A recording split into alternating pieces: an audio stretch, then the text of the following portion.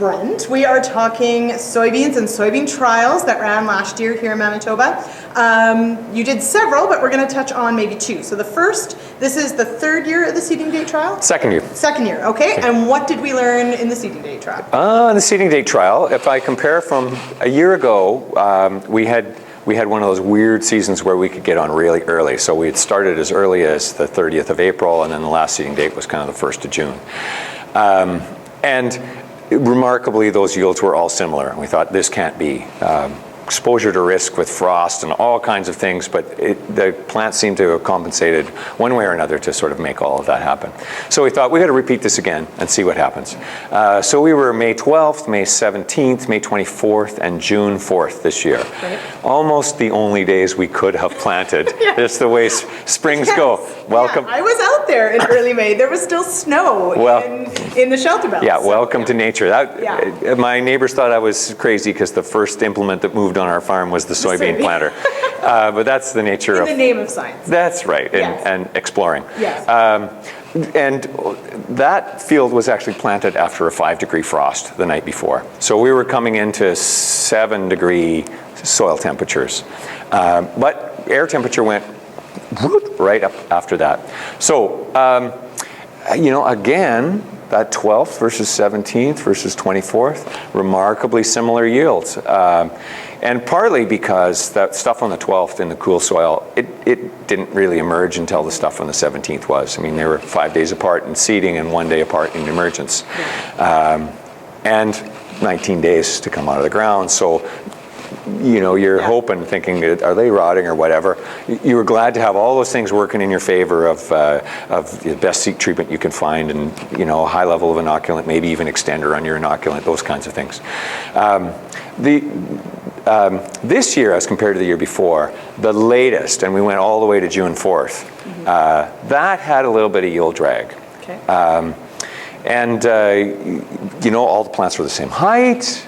They looked like they had kind of the same number of pods on them, but it was just maybe a bushel or two behind. Okay, so there was a little bit. Now you also did a rolling trial, because of course we want to roll our beans. So set it up for us a little bit. What did you look at? You looked at 2 different timings? We did, yeah actually. And the logic is, in a number of areas, rolling right after seeding has some risks associated with it, that maybe I pack it too much, or maybe I pulverize the soil and then it gets blown. And so there's some really, if you got to roll, there's some interesting logic to thinking about later, but knowing that you didn't do any serious damage.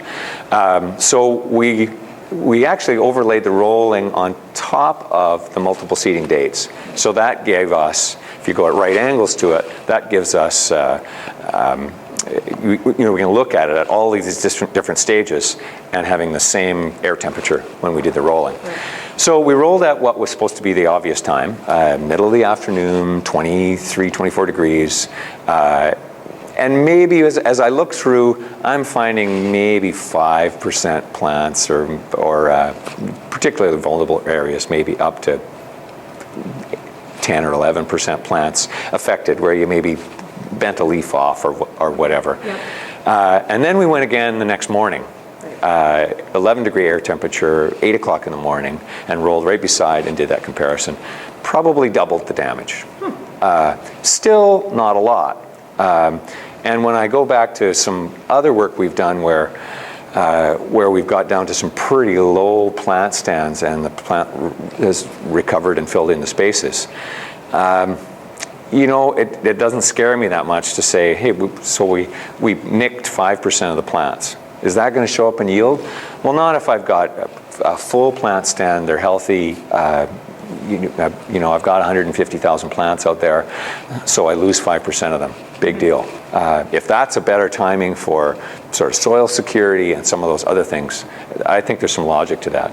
So, and how big were the plants? At what plant stage? Oh, we had from unifoliate to first trifoliate to second trifoliate to almost third trifoliate. So we had that full state, and similar damage across all of those. Okay. Well, similar lack of damage across all of the stages. Yeah. Warm day. Now, I'm going to put a huge caution in this because that was one variety, right? I don't know when you start to go across the whole spectrum of which varieties are rigid and which ones are, break easily. It's really important to go the first 200 feet with that roller and go look and say, am I happy? The plants that are rubbery and get knocked over, they come back up. The ones that you see breakage, those are the ones you want to have a real good look at. Okay. But I'd also caution too, if you got lots of acres and you think, oh, well, I'll go in the middle of the afternoon, except, gee, I have 600 acres, so let me start a couple hours earlier and go a couple hours later. All of a sudden, you're not in the sweet spot of the good day. Right. So, it sucks to knock out plants that you went to all that much trouble Yes. to put in there. So watch carefully. Okay. All right. Well, thanks so much, Brent. No problem.